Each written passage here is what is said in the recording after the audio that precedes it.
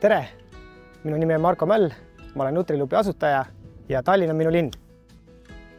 Minu peamine eesmärk on aidata vastutustundlikel ettevõtetel edendada liigiti kogumist ning siduda biojäätmed Nutrilupi bioringlusmudeliga. Hästi on see, et Tallinna linn panustab päris palju jäätmete liigiti kogumisse. Lisaks tooks välja selle, et Tallinn toetab inimesi kompostimis- ja biojäätmete kogumisvahenditega. Minu arust pole selles kahtlustki, et inimesed on valmis keskkonnasõbralikuma elu poole liikuma. Mida rohkem inimesi käitub keskkonnasäästlikult, seda rohkem inimesi tuleb ka kaasa. Niisiis, Tallinn lähitulevikus.